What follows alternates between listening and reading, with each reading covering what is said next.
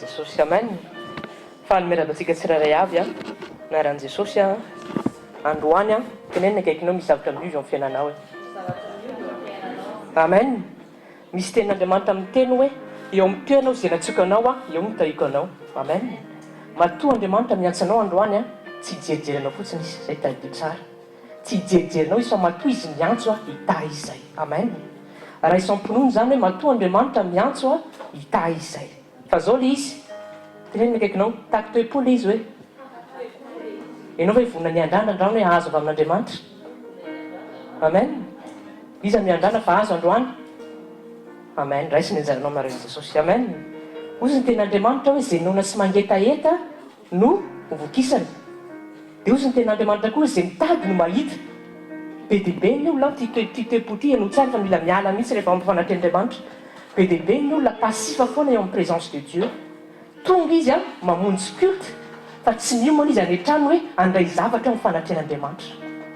Dia izay mampatonga ny olona be dia be mivavaka ihany izy mamonjy fotoana izy fa tsisy miova amin'ny fiainana avy eo satria tsy nanao préparation izy en amont hoe mangetaeta miandrandra. Zay ny teneniko anareo foana hoe aloha amin'ny présence de Dieu mila mivavaka aloha mila mivavaka après. Mivavaka aloha satria miomana ianao andray avy amin'Andriamanitra. Zay tadio foana zay zavatra zay. Dia mivavaka après satria mivavaka mitahiry ny tenina teny zay azonao amin'ny fanatren'Andriamanitra. Be dia be ny olona tsy mivavaka rehefa mahazo après un tour-teny fa vita izy dia mody any an-trano dia manino lasa le teny. Nefa ny teny tsy maintsy tehirizina ao anatin'ny mivavaka. Zany attitude zany mila nanantsika zany zanak'Andriamanitra isany amen. Ka ianao amin'ny fanatren'Andriamanitra rombay ny anjaranao. Tenenina akaikinao rombay ny anjaranao hoe aza pasifatsony hoe efa narantsika foana ty amin'ny fanatren'Andriamanitra ozy tsika manino. Donc tsika vaky verset vitatsika tsara. Matthieu chapitre 11 verset 12. Matthieu chapitre 11 verset 12. Matthieu chapitre 11 verset 12. Vakiko amin'anameran'i Jesosy amin'ny teny gasy. Ary hatramiandro Jaona mpanao batisa ka mandraka ankehitriny fanjakan'ny lanitra dia rombahana ary ny mpandrombaka maky azain-keriny amen. Amin'ny teny frantsay izy dia zao nolazany hoe le royaume de Dieu souffre et ce sont les violents qui s'en emparent. Ao anatin'ny fanjakan'Andriamanitra zany ireo olona violent ireo olona mandrombaka ihany no mahazo amen.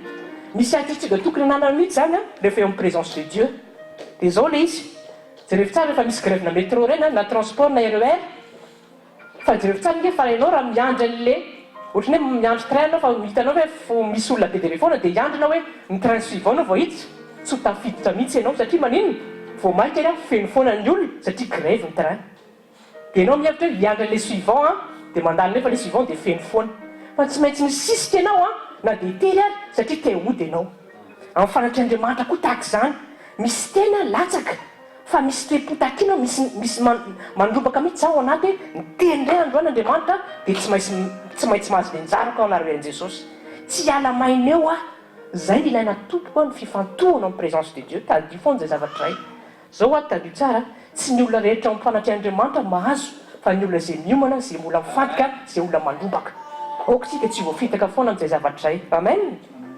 Tadio tsara zay amin'Andriamanitra zany mila hita mihitsy le soif ao anatinao. Ianao zany raha vao tsisy soif fa raha présent fotsiny physiquement fa tsy mangetaeta dia tsy mandray ianao zay. Tadio foana zay zavatra iray. Anany zay soif zay tady an'Andriamanitra.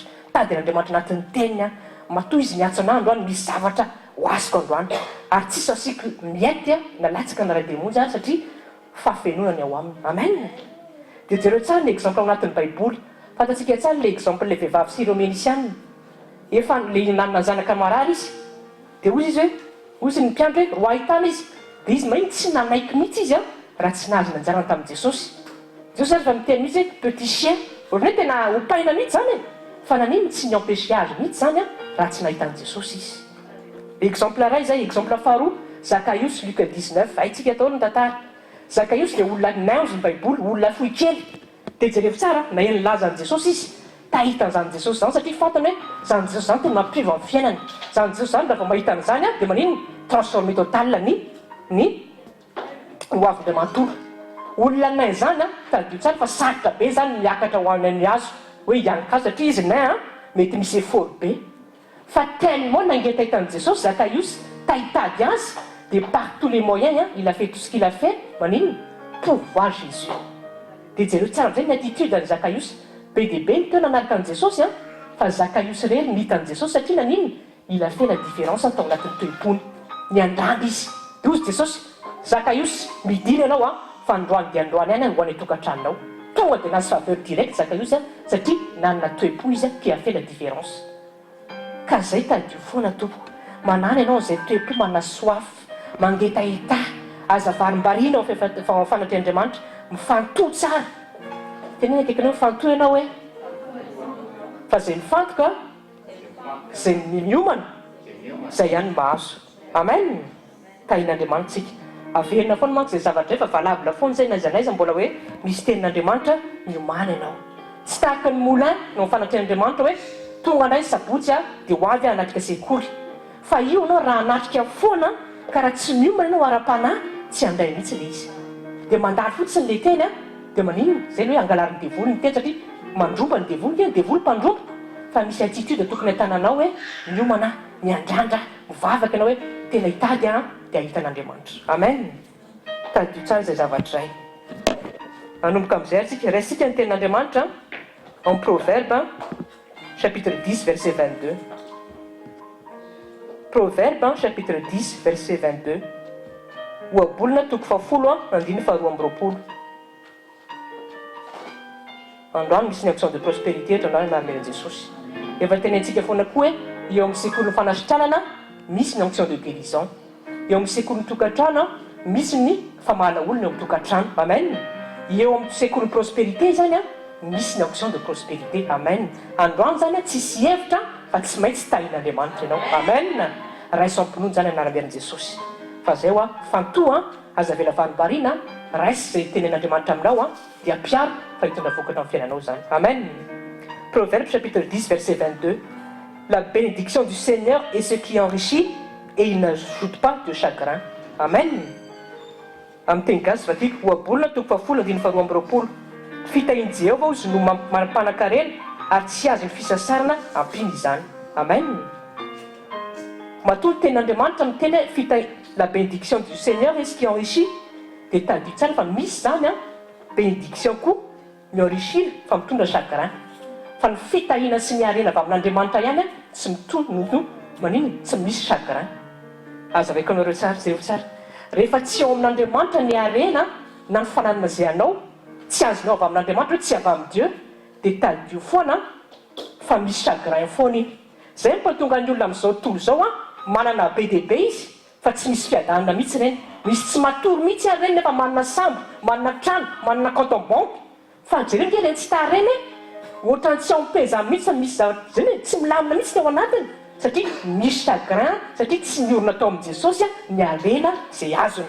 Dia ozy ny tenin'Andriamanitra hoe seule la bénédiction du Seigneur bien sûr mi-enrichit dia manino tsy misy chagrin koa ny harena zay avy amin'i Jehovah.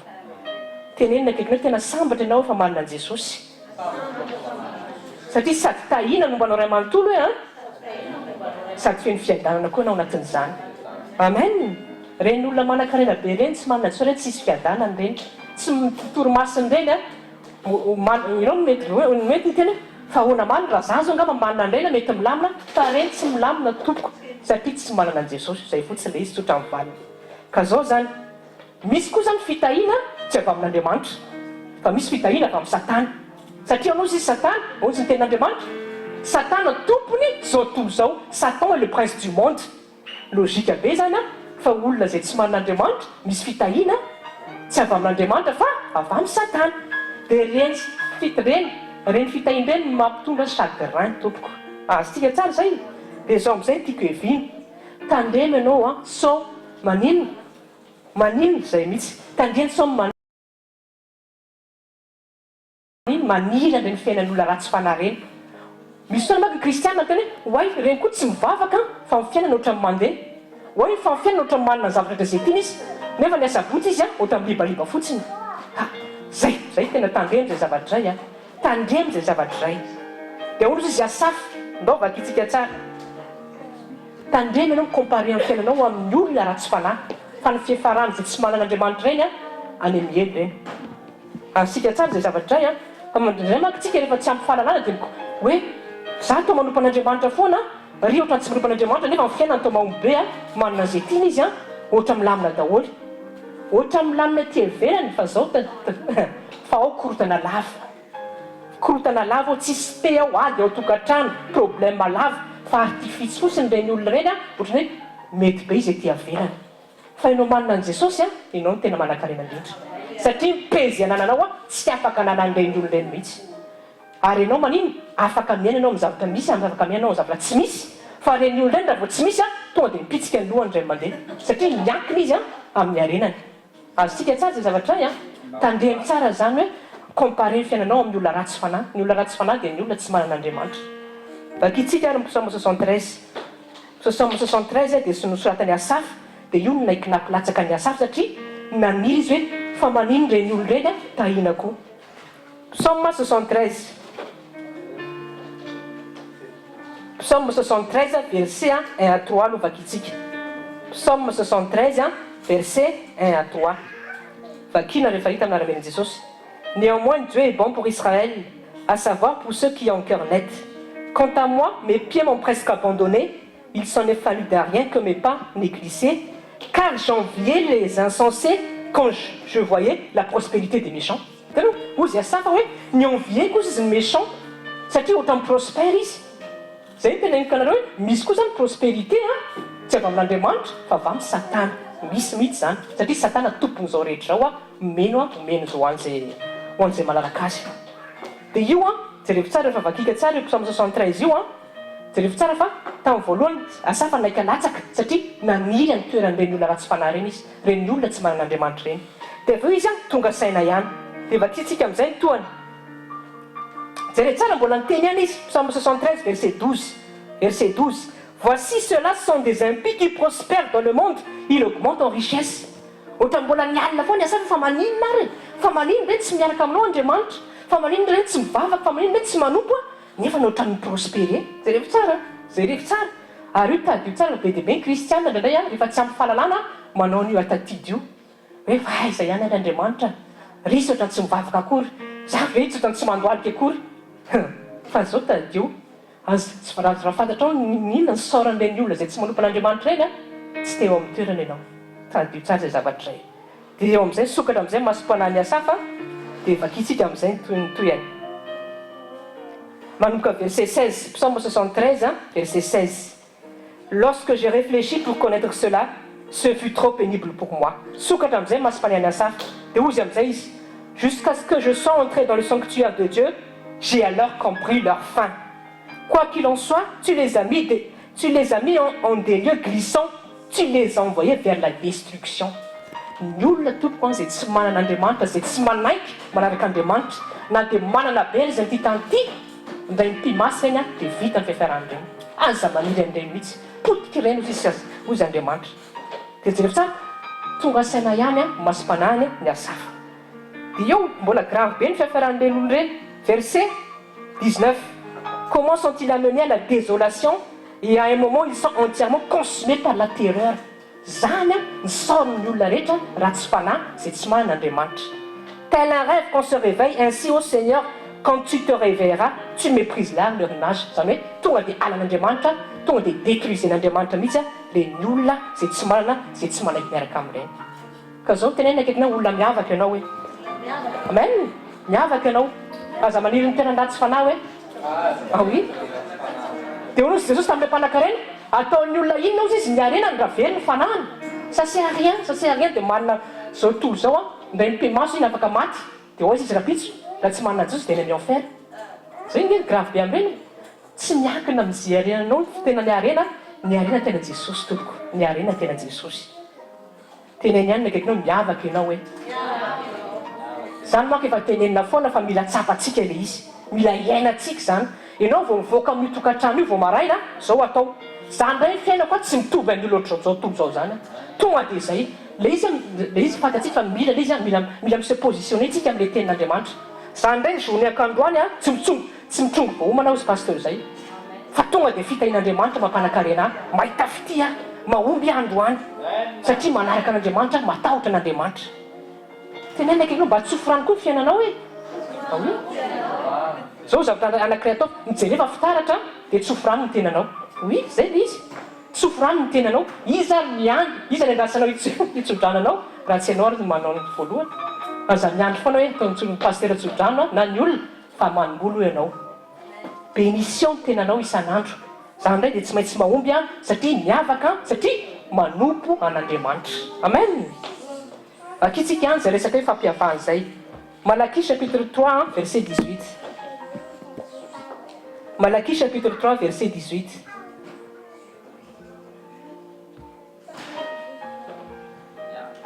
menarana eran Jesosy Malachie chapitre 3 verset 18 fakiko amin'ny teny gasy ka dia ho hitanareo indray tsy fitoviny marina sy ny melika dia ny manompo an'Andriamanitra sy ny tsy manompo azy amen eto amin'ity tany ity a misy kategorian'olona anankiroa misy ny manompo an'Andriamanitra misy ny tsy manompo ao tsara zay ny ten'Andriamanitra hitantsika tsara zany a ozy izy hitanareo indray izy ny tsy fitoviny marina sy ny melika misy kategorian'olona anankiroa misy ny marina misy ny melika misy ny manompo an'Andriamanitra misy ny tsy manompo azy zay tadio tsara zay zavatray a io le fiavahana tompoko ianao tadio tsara fantaoko zanak'Andriamanitra ianao a olona miavaka ianao mila ianao mahafaty conscience zay foana ianao zay tenaka hoe fatatsika foana zay fa ndraindraytsika tsy conscience zay zavatra zay dia tsy miaina arak'izay zavatra zay a dia indraindray maneno ohatra ny fiainan'izao tontolo zao ihany a ny fiainantsika ohatra ny trongo voahoany ohatra ny vao mahita anao dia reraka be ohatra ny stressé be zany foana satria tsy hainao mihitsy hoe olona miavaka ianao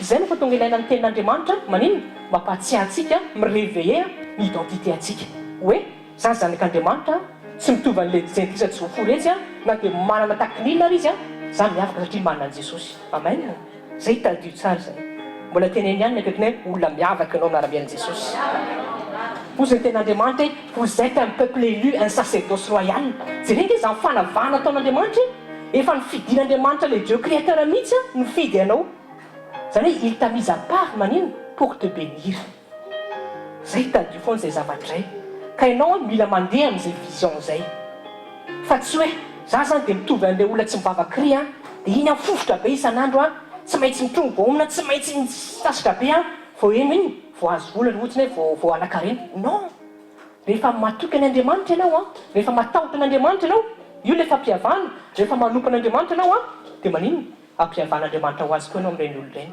amen tadio tsara izay zavatray ao tsara tsika amen ozy aho teo hoe misy toe-potakina ao fanatrian'Andriamanitra mila rombahana mikeriny mila misisika fa tsy mila miandro fotsiny a mino mahazo zay toe-po zay manko indraindray a raha vao tsy miambintsika rehefa mandeha amin'ny fahazarina loatra dia lasa mora tafatoetra zay hoe on va tout me donner a fa tsy manana zay hoe hitady a sy cherchean'Andriamanitra zay mihitsy amen Proverbe chapitre 8 verset 17 manomboka amin'izay tsika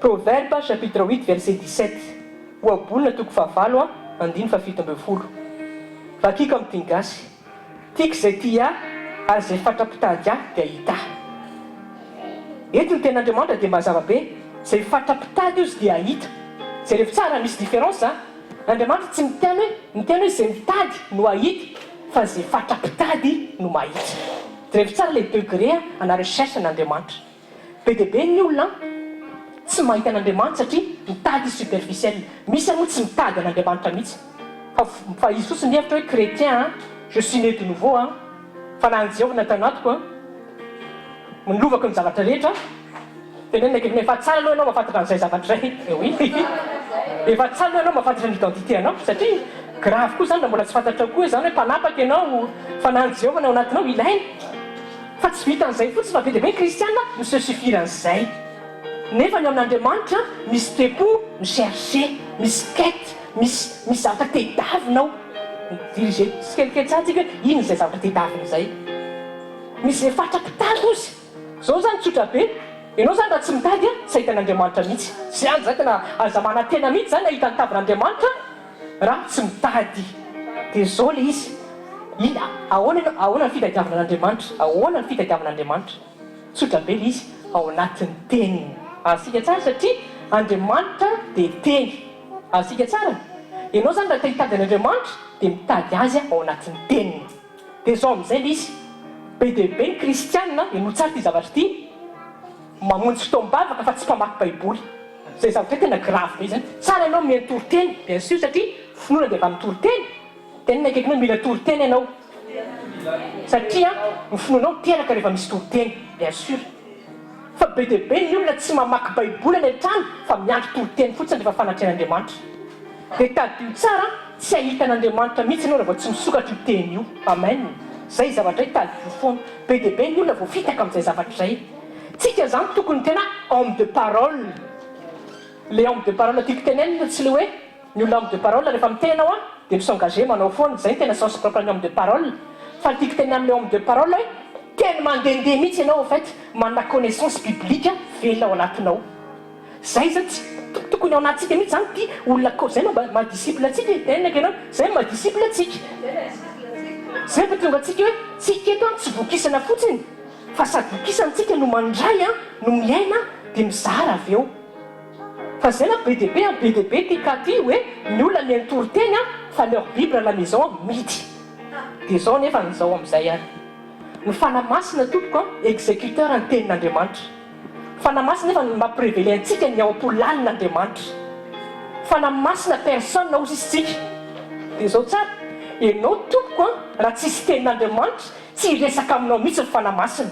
Izay mabe dia be ny kristianina tsy mahazo zavatra ny tenin'Andriamanitra satria tsy manokatra ny tenin'Andriamanitra. Tany fanamasina mila izy mahita hoe misy teny velona avy ao anatinao, misy teny demeuré avy ao anatinao.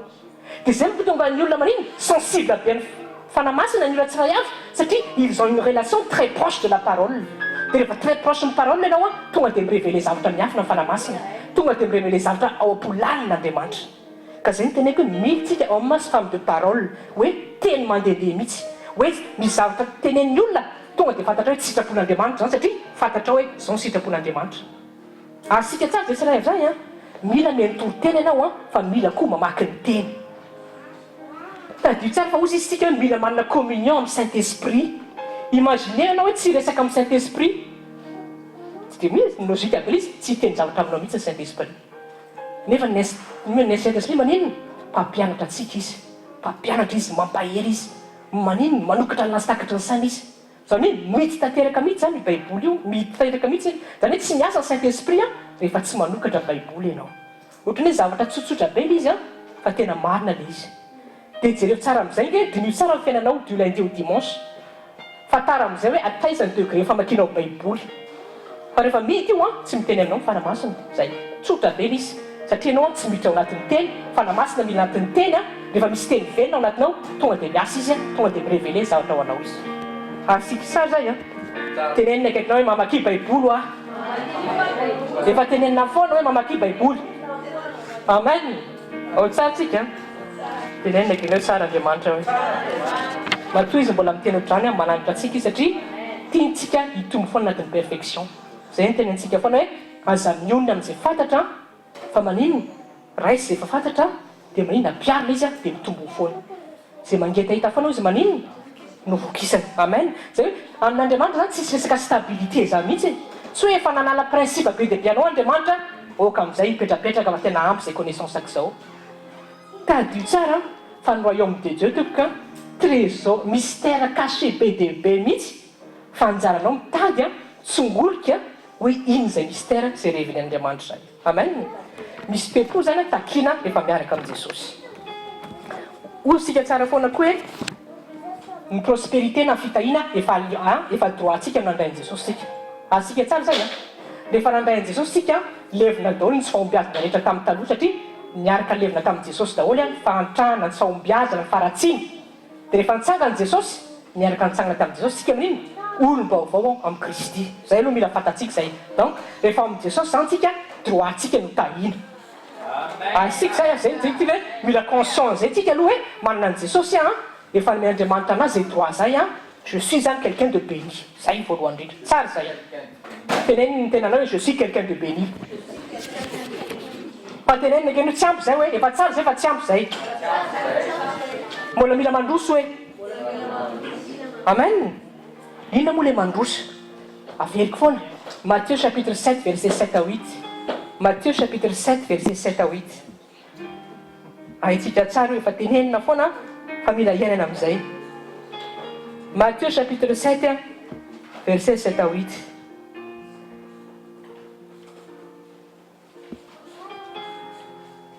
Matthieu chapitre 7 verset 7 à 8. Amin'ny anarany eran'i Jesosy. Mangatahy dia omeny ianareo, mitadiavy dia hita ianareo, dondony dia vony dia voana ianareo. Asika tsara. Be dia be ny olona tsy mangataka akory fa miandry tatana foana, zay avery foana zay zavatra io.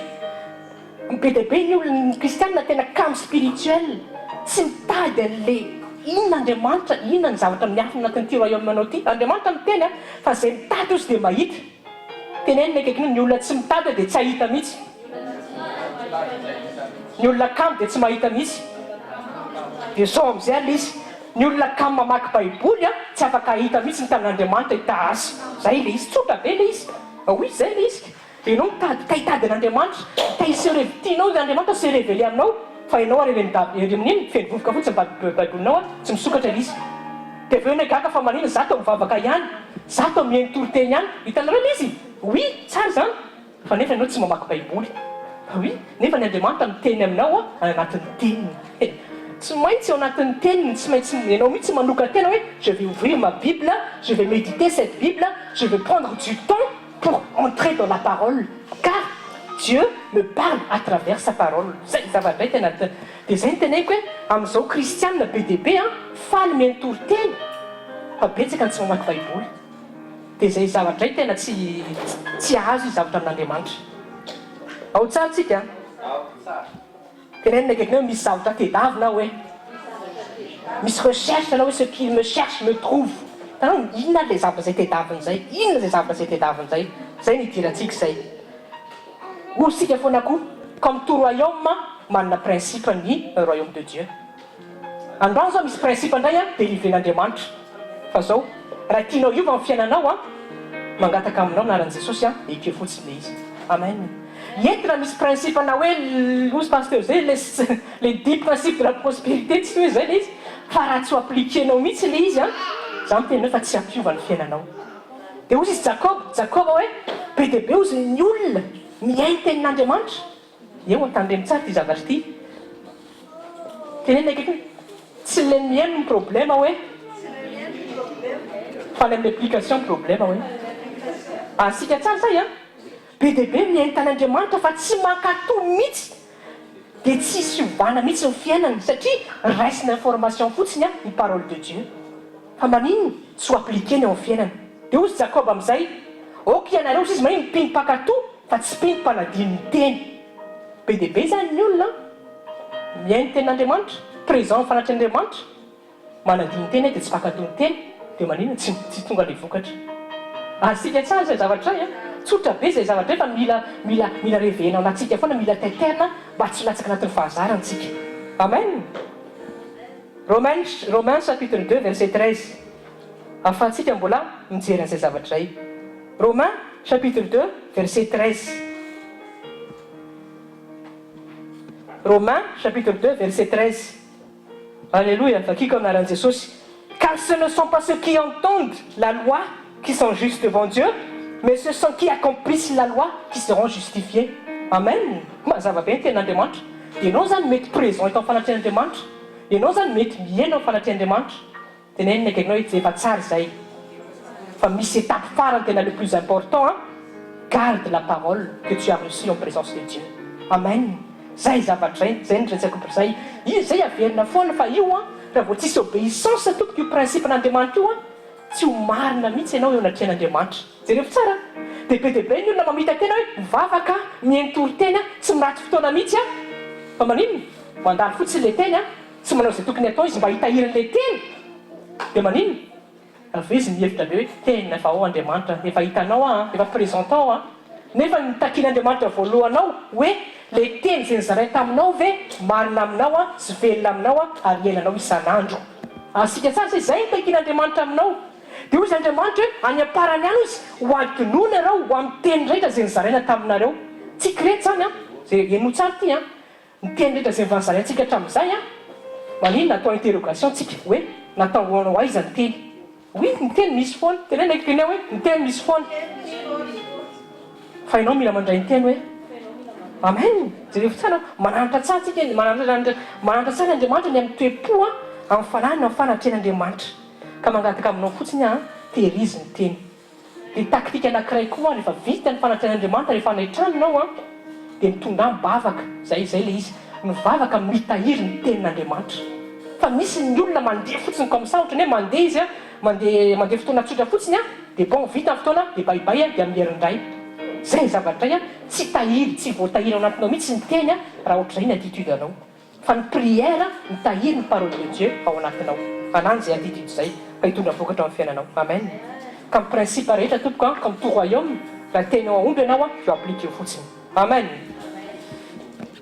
vakitsika amin'izay any sokafo ny baibolinao Deutéronome chapitre 29 verset 29 ny teny ateo tamin'ny voalohany miaraka amin'Andriamanitra tsy mila passif fa mila actif misy zavatra tedavinao misy quête satria izay mitady no mahita eo amin'izay Deutéronome chapitre 29 verset 29 raisy tsara raisinao tsara fa hita manokana antsika Andriamanitra androany anaran'i Jesosy Deutéronome chapitre 29 verset 29 vakiko amin'ny anaran'i Jesosy les choses cachées appartiennent au Seigneur notre Dieu mais les choses qui sont révélées nous appartiennent ainsi qu'à nos enfants pour toujours afin que nous fassions toutes les paroles de cette loi.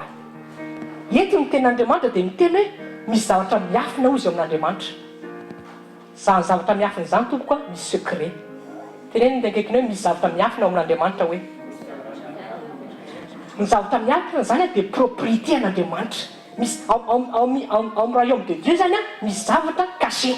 Asika tsara zay mila fantaritsika tsara zay zavatra iny misy secret ao anatin'ny royaume de Dieu dia zao le izy tant que tsy révélé amintsika zay chose cachée zay maninona tsy ho azitsika mihitsy ny zavatra tian'Andriamanitra teneniny fa zao le izy mila tedavinao zay zay secret ao amin'Andriamanitra zay le ny tenin'Andriamanitra miteny hoe mitadiavy ianareo mivoay mandondona izy dia voainy fa ny kristianina ndraindray miandry tatana fotsiny tsy tahitady dia miteny fotsiny hoe eto atorory Andriamanitra nefa n'Andriamanitra miteny hoe les choses cachées ozy izy ho ana fa anareo zanako ozy misonde manino mitsongolika mihitsy zany reo anatin'ny teny anatin'ny vavaka hoe qu'est-ce que tu veux me dire Andriamanitra anjarantsika zany manino misonde ny zavatra zay mystère caché ao anatin'ny tenin'Andriamanitra asika tsara zay royaume de Dieu tadi tsara fa mystère caché any amin'ny Colossiens miteny zany hoe trésor de la science et de la sagesse ao izy illimité misy zavatra be deaibe zany mbola tsy fantatsika tena tsy fantatsika fa anjarantsika zanany manino misonde an'izay zavatra zay le quête zay le recherche zay vakitsika Proverbe chapitre 25 verset 2 attitude spirituelle ananana le izy etaeta le izy soif le izy fitadiavan'Andriamanitra le izy satria zao raha tsy mitady ianao tsy ho révélen'Andriamanitra anao mihitsy zay chose cachée zay asika tsara zay Proverbe chapitre 25 verset 2 oabolona toko 5 toko faharoa andiny faharoa amin'ny anaran'i Jesosy la gloire de Dieu c'est de dissimuler une chose jereo tsara fa mifandray tsara amin'ny Deutéronome chapitre 29 verset 29 hoe ao amin'Andriamanitra misy zavatra miafina gloire en Dieu izy micaché misy zavatra tsy hitanao zany zao fa misy zavatra miafina fa hoanao izy mais l'honneur des rois est de sonder la chose tsika io roi io tenenina akaikinao hoe tsika io roi io dia manino mila misonde ozy izy tsika hitanao zay le quête zay hoantsika rehefa aveo fa za matahotra tsika hoe inona ary zay quête zay inona zay zavatra hoe ao am-pololan'Andriamanitra zay fa le attitude antiako velominantsika hoe ao miaraka amin'Andriamanitra zany zay teneko hoe ianao mihitsy mila mamaky an'io baiboly io tsongoloanao io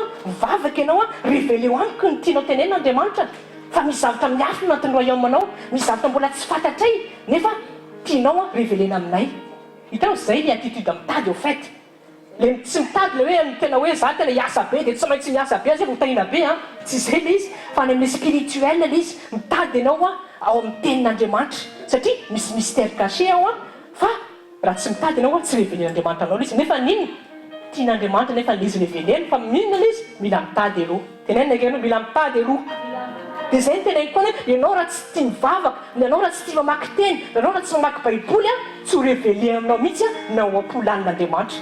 Tsy révélé-Andriamanitra aminao mihitsy ny secret izay miafinao aminy. Hitanao tiako révélé amintsika fotsiny zay hoe misy fitadiavanao, misy zavatra tokony atao. Dia tsara fa rehefa miprépare message zao no mpanompon'Andriamanitra tsy maintsy mitsongolika mitady révélation fa tsy hoe Andriamanitra mitenena fotsiny dia eo, fa misy sacrifice ao matao, misy torimaso afoy satria tady afatra avy amin'Andriamanitra.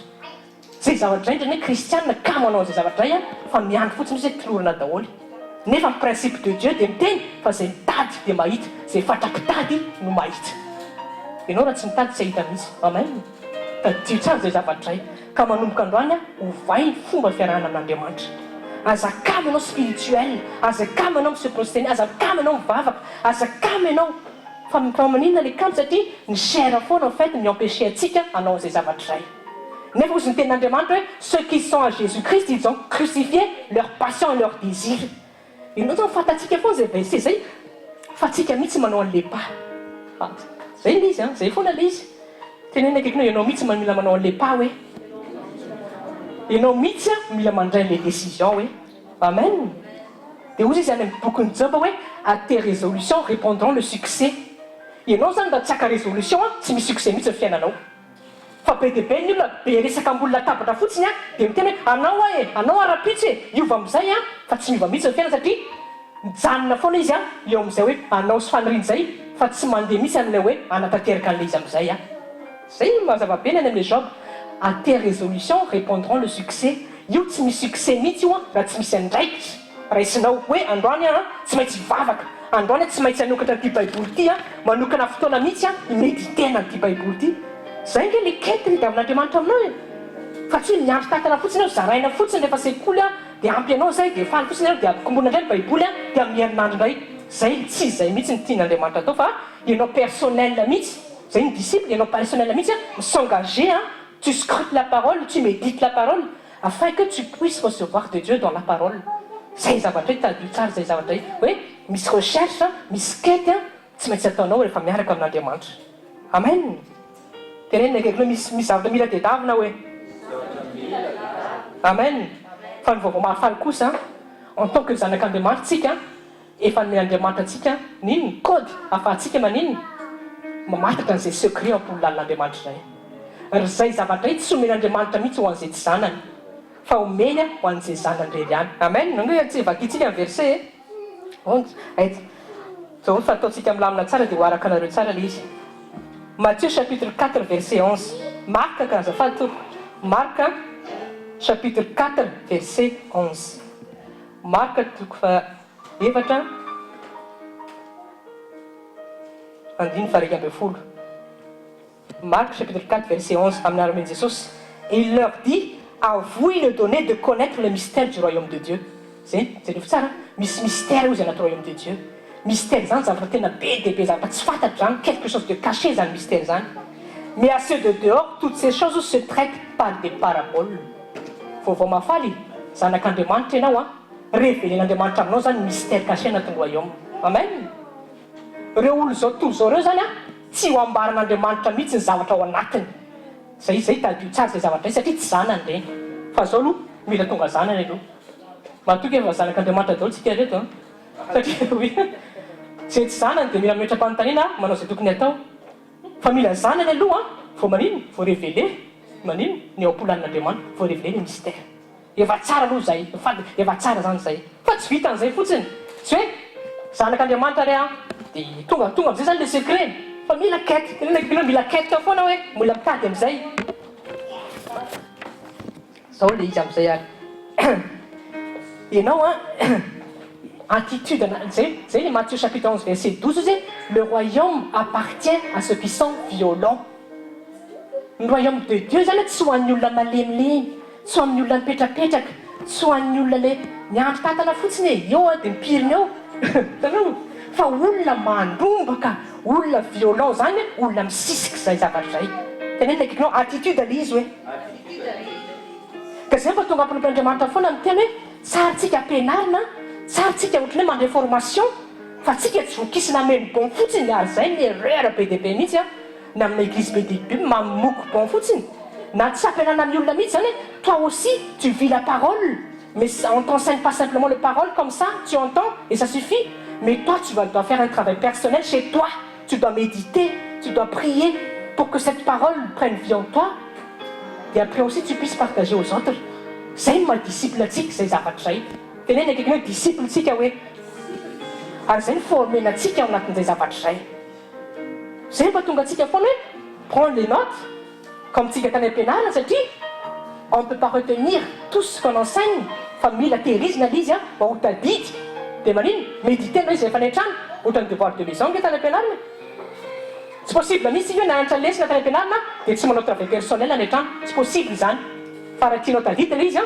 sokafanao le note dia manao révision anao ary endre misy fanamasina namorona ty hoe sekoly satria ohatrany misy le principe ianao zany raha mandray note ty na maka note fa raha tsy vakinao koa le note iny a lasa fotsiny iny zay le teneny Jiosy hoe médite les méditations izy zay médite la parole jour et nuit tu reçois ce qu'on te partage dans la prêche mais ton travail aussi c'est de méditer ce que tu as reçu de prier Dieu aussi pour te rappeler peut-être des certaines choses que tu l'as oubliées et de demander aussi que cette parole demeure et prenne vie en toi fa ny olona tsy ampy méditation ny olona tsy ampy vavaka dia manino mampanahibe mandray teny any izy dia ohatrany hoe very fotsiny le fotoanany dia manino tsy mitondra vokatra le izy dia avy eo anao gaga hoe fa manino zay sy anina samy eny tenin'Andriamanitra teo ihany fa ianona atao manana vavolombelona foana teneny akeo satria ianona nandray teny hoeko ianona nakatoa teny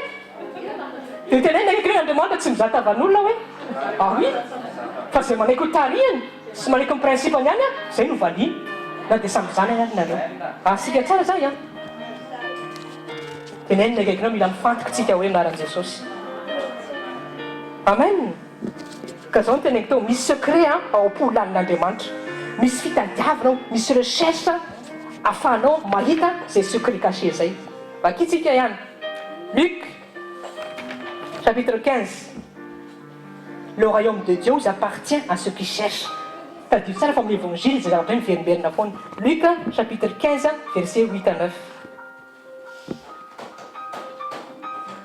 Luc chapitre 15 verset 8 à 9 amin'ny anaran'i Jesosy ou quelle femme qui ayant 10 pièces d'argent si elle en perd une n'allume une bougie ne balaie la maison et cherche diligemment jusqu'à ce qu'elle ait trouvé. Et quand elle l'a trouvé, elle appelle ses amis et ses voisines, disant « Réjouissez-vous avec moi, car j'ai trouvé la pièce que j'avais perdue. » Parabole tsotra be nakrikan'i Jesosy. Raha misy izy vehivavy, ozy ilay very ny pièce anankiray, ozy izy hoe tsy manaiky mihitsy izy raha vehivavy ataony moyen rehetra mba hitadiavina ny pièce ray iny tsy very. Dia jereo tsara le attitude-any balayer la maison, zany hoe son dessus dessous daholo zany meuble ao an-trano. Satria manino précieux aminy le izy misy valeur eo aminy ka zao zany raha précieux aminao Andriamanitra raha tena tianao Andriamanitra tsy maintsy anao militra aminatin'izay attitude hoe mitady azy zay fa tsy miandry tatana fotsiny anao vokisana foana fa ianao personnel mihitsy mila mitady zay nataon'le vehivavy allumeny ny bougie asorony daholo ny meuble manino bale izy hoe aiza le pièce very satria misy valeur any aminy le izy dia rehefa makitsika ny partie io resaka parabolana royaume de cieux foana izy resaka fanoharana foana resaka royaume hoe ny royaume dia tahaka ny olona very fa mitady zavatra anankiray dia manino mitady izy jusqu'à ce que hitan'le zavatra zay very be dia be ny parabola amin'izany anaty baiboly fa vakio foana fa zay attitude zay mihitsy tiako tenenina hoe aza miandry fotsiny tsika vokisana fa manaova travail personnel koa mitady an'Andriamanitra personnellement fa Andriamanitra koa nge te se révéler aminao personnel fa mahatonga anao indraindray tena ohatrany 5 mihitsy ny fanamasina satria tu donnes pas la peine d'entretenir une relation avec lui zay fotsiny le izy tsy zay le izy rehefa tsy manana relation fanamasina ianao izy personne attristé izy tsy afaka hiteny aminao izy tsy afaka nambara secret Andriamanitra izy tsy afaka hirevele zavatra aminao izy dia ozy ny baiboly hoe ayez la communion avec le Saint-Esprit be dia be ny olona tompoko tsy manana communion avec Saint-Esprit be dia be ny olona tsy mikolokola ny communion avec le Saint-Esprit io dia tsy manino tsy maheno Andriamanitra amin'ny teny mihitsy izy nefa tsika raha te ho tafita raha tsy te hahomby tsy maintsy mila maheno directiven'Andriamanitra tsy possible zany asika tsara zay kolokolo tsara fifandraisantsika amin'ny fanamasina dorlo teo tsara izy zay izy dolo teo izy aza miatriste azy amin'ny zavatra fahotana amin'ny zavatra rehetra zay tsy araka sitrapony zay mampalahelo azy satria personne izy manana personnalité izy fa considéré izy Dieu c'est Dieu qui est en toi zay Saint-Esprit c'est Dieu qui est en toi il a aussi besoin manino qu'on s'occupe de lui qu'on lui parle rehefa miresaka amin'ny fanamasina aloha tsy miteny hoe fanamasina tapaka androany tsy zay le izy hoe tena tapaka be androany na hoe tena fanamasina tena tsy hita mihitsy le fiainana fa zao e fa tsy zay izy fa ianao le mangetahitazy ianao le tena miandandazo ohatran'ny relation na couple ianao le mitoraka fitiavana azy ianao le miteny hoe tena tsy tafavoaka mihitsy ny fanamasina raha tsy mahazo ny directive anao zay le relation kolokolo au jour le jour ohatra anaty couple zay le firesana amin'ny fanamasina zay le dépendance zay tiako tenena ianao mila dépendant tanteraka amin'ny Saint-Esprit raha tianao na omby ianao tsy maintsy mila dépendant amin'ny Saint-Esprit satria tsy amikely tsy ampatanjahana fa mieriny fanahy Jehovah tompony maro Saint-Esprit tonga dia manome hevitra avy aminao tsy hananan'ny olona rehefa azonao zay hoe tia azy sy mitady azy ianao tonga dia iny tu vas faire la différence au milieu du monde ny olona mitongo vao homana ny olona manao lutte sy effort vao tafita dia ianao révélation avec Saint-Esprit iny tonga dia mampidiférencier any amin'ny olona zay le izy fa le izy any amin'ilay relation avec Dieu le izy any le izy miainga fa rehefa hainao zay rehefa hainao miaraka amin'Andriamanitra tonga dia miaraka anao fa nareo le tena olona tena tahina be ary za mahita fa tsika tsy raha iavy rehetra zany manomboka sao amin'ny anara-miaran'i Jesosy amen izy mahafantatra Moby Dick ilay resaka tantana baleine Achab capitaine anaran'le les capitaines les sambo j'ai chassé Moby Dick dia jerevy tsara tsika fa rehefa mahafantatra niny tantarina fa tellement tian'le Achab tratrana le baleine raha mahafantatra tsara le tena inona ny se lance naka marin be dia be izy par tous les moyens parce que son seul but c'est de capturer la grosse baleine qui s'appelle Moby Dick baleine blanche les attitudes zany tiako ataontsika amin'ilay parabole hoe il n'a pas lâché na dia hoe nisy fotoana mihitsy tena miainga mihitsy ny bateau dia manino renversé fa tsy nanaka anazy zany mbola taonay izy midika dia nichassé Moby Dick ihany fa nampimeny le tantara aloha sady moyenne mampimeny sa mampalahelo maty Achab teo amin'le baleine ihany maty le baleine dia harponné teo koa izy le nilancé an'iny zany nanaraka an'iny izy dia sady nitsatoka teo miaraka tamin'le baleine teo dia samy matatra zareo fa le attitude fotsiny tiako atao aminareo hoe tsy namelany mihitsy hatramin'ny fanany raha tsy tratrany Moby Dick hitanao misy quête eo misy persévérance eo dia zay daholo le fanoharina antsika tao anaty baiboly teo le vehivavy narano 12 taona nga tsy ny olona fotsiny izy hoe andalo aminazy Jesosy hametra tanana tsy ny olona amin'izay izy zay tena hoe kanao aza amin'ny olona fotsiny fa nanino elle a tout fait par tous les moyens pour chercher un moyen de toucher Jésus dia inona nataony laminy tonga dia nanino nieritreritra izy nisaina izy hoe ahoana nakiteriko an'ity Jesosy ity situation izy zao be dia be ny olona manino ny entouré an'i Jesosy za reraka za marary tsy afaka anatina azy direct satria tsy zasura koa fa empêcher-n'le olona eo fa inao izy tady moyen anankiray tady moyen anankiray mba zay moyen zay ce sera le moyen qui fait la différence dia manino izy manino lamba an'i Jesosy fotsiny kitihany dia nanino dia sitany izy tsy ny olona izy hoe be dia be ny olona tekin'i Jesosy tsy ny olona izy hoe Jesosy kosa hoe tsy mandalo eto amiko za hita fa marary satria hitandreo marary be dia be zany tsy ny olona amin'izany rehetrarehetra zany izy fa de son effort personnel izy tao anaty mihitsy nitady hoe tsy andra fa zay tsy andra ho ametratanana ohatran'ny olona rehetra hoe miandro ny olona ametratanana dia mandeha partout zany ohatra hitantsika rehefa ohatran'ny rally reny fa izy mihitsy ny tonga dia nametratanana an'i Jesosy zay attitude zay tena mila nanantsika zay zavatra zay tadio tsara fa ianao le tian'Jesosy hita le nom se différence anaty folona tsy dia be dia be eto fa cœur personnel ny cœur anao ny ten'Andriamanitra hoe hitany marina avy anao tena mangetahita azy avao izy toe-po zay manomboka androany fa rehefa nananao zay za miteny aminao fa zay mitady zay mangetahita tsy maintsy hovaliko izy Andriamanitra amen amin'ny anaran'i Jesosy tenenina akaikinao hoe tahin'Andriamanitra ianao hoe vakitsika ihany Ésaïe chapitre 60 verset 1 à 2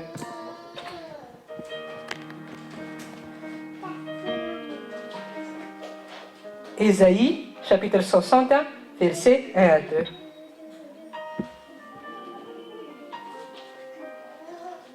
amin'ny anaran'i Jesosy lève-toi brille car ta lumière est venue et la gloire du Seigneur s'est levée sur toi car voici l'obscurité couvrira la terre et une énorme obscurité couvrira les peuples Mais sur toi se lèvera le Seigneur et sa gloire paraîtra sur toi. Amen.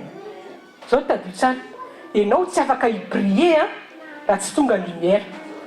Tenenina akaikinao hoe ianao tsy afaka briller raha tsy misy lumière. Logique zany zavatra sa tsy logique aloha. Satria lumière maninona mampibriller, lumière maninona mampiratra. Dia zao amin'izay zany ianao tsara ity. Nefa ny teny ny fahazavana. Ozy Jesosy hoe je suis la lumière du monde. Io amin'izay ary le izy. Ianao zany raha vao tsy misy teny ao anatinao, verina foana le izy. Raha vao tsy tafiditra ao anatinao ny teny, raha vao tsy midemeure ao anatinao le teny, maninona tsy afaka hibriller mihitsy ianao tompo. Nefa le mampibriller anao iny mampaprospère anao eto amin'izao tontolo izao. Iny le fahalavana. Asika tsara zany tsy afaka éclairer mihitsy ny fiainanao raha tsy mampiditra le lumière aloha ao anatinao. Tikina amin'ny lumière hoe raisy tompoko le teny izay zaraina aminareo isan'andro. Ataovy midemeure anatinao le teny. Fa rehefa midemeure iny tsy maintsy mibriller iny satria iny lumière. Dia ndraiky tsy tanteraka mihitsy le Romains 8:19 hoe révélation des fils de Dieu. Satria ianao tsy mibriller mihitsy, tsy manday teny mihitsy ianao. Fa miaccumuler fotsiny information fa tsy raisinao velona ho famarinao ny fiainanao le izy. Any foana izy any amin'ny degré d'application le ten'Andriamanitra foana zany le izy dia maninona tsy mibriller ianao. Nefa le destiné anao tokony mibriller. Teny amin'izay ny akaikinao. Mba hainao mibriller amin'izay manomboka androany hoe. Oui, zay izy lève-toi et brille. Marina tonga dia teneniko amin'izay koa. Ao izy Jesosy lève-toi et marche. Tsy vitanao fotsiny hoe lève-toi. Tenenina akaikinao efa étape voalohany zay lève-toi. Fa misy action faharoa tsy maintsy tanterahana pas deux fois marche amin'izay. Izay le izy hitanao misy zavatra zany tsy maintsy takina avy aminao hoe misy décision tsy maintsy raisinao mihitsy hoe androany je décide d'obéir à la parole de Dieu, je décide d'appliquer les principes du royaume.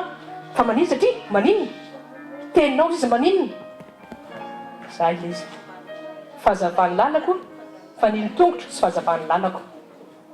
Zao tadio tsara rehefa tsy misy teny tsisy lalina mazava zany. Rehefa tsy mazava ny lalanao ténèbre ny tenanao.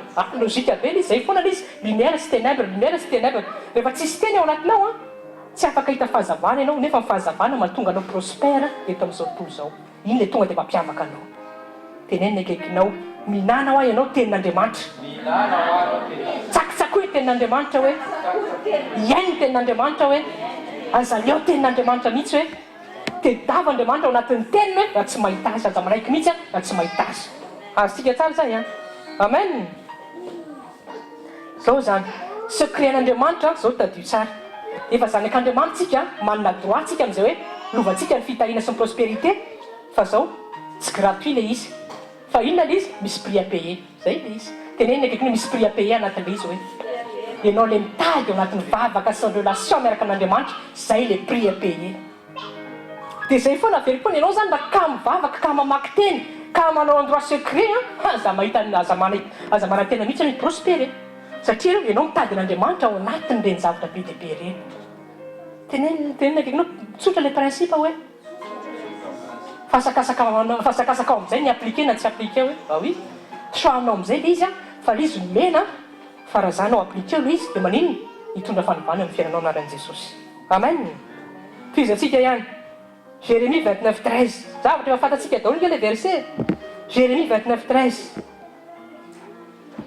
Tenenina akaikinao mila mitady hoe Jérémie chapitre 29 verset 13. Et vous me cherchez et vous me trouverez. Jerevy tsara. Fa chercher anatin'ilay phrase rehefa indroa velona car vous me recherchez de tout votre cœur. Io dia mitovy an'ilay hoe zay fatrapitady any dia mahita.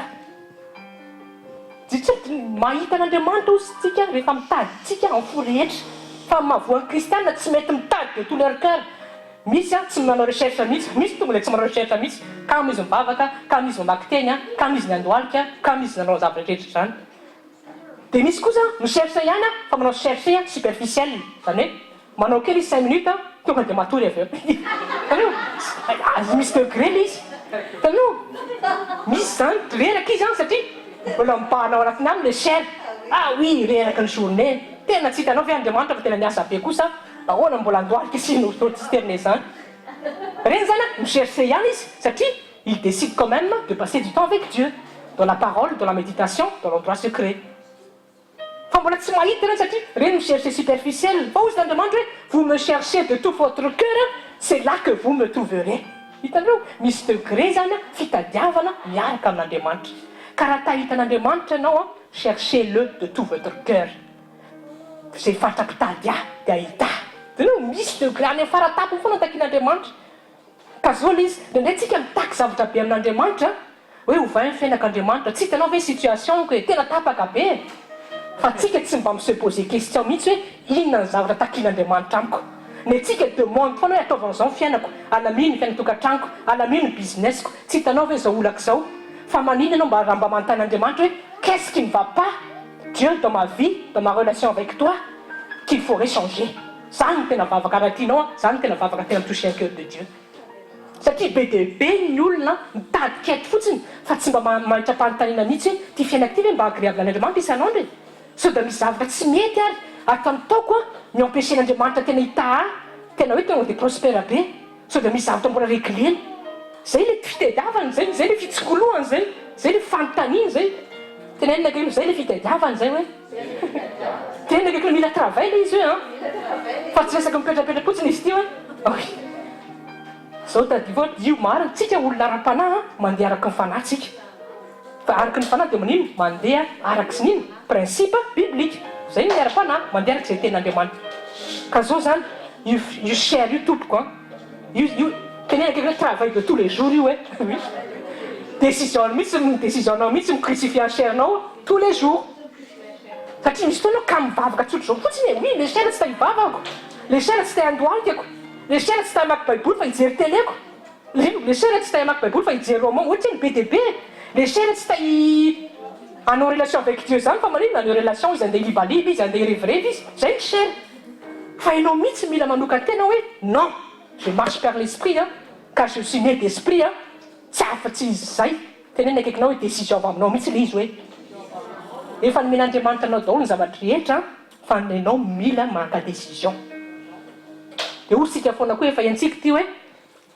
lanitra toeran'ny confirmation fa mitany toeran'ny décision avy aminao le izy Andriamanitra fa miconfirme ny teny ndraika zay omeny aminao marina daholo le principe reo fa anjaranao maka décision hoe oui je sais que ta parole est vraie je décide d'obéir selon ta parole zay le izy tenenina akaiky ny tany hoe toeran'ny décision anao oui ka ianao raha tsy aka décision mihitsy hoe iova manomboka androany hitadin'Andriamanitra sy aline ny fiainako araka sitrapon'Andriamanitra tsy iova mihitsy ianao dia iny anao lasa frustré foana tsy miova mihitsy ny fiainanao dia aveo indray nanao dia aveo ianona atao tahina be zay izy ary ianona atao misy vavolombelona zaina be dia tenena hoe ka ianona nandraiko tenena akaiky hoe ianona mitady hoe dia asakasaka ao amin'izay zay tokony atao hoe dia tena amin'izay akaiky mba mitadiava koa an'Andriamanitra hoe amen ka zao zany charnel tadio foana moa fa nohatra an'le izy efa tena antsika foana hoe ka le izy ngetsy amin'ny voalohany tsy manina fa atombo le izy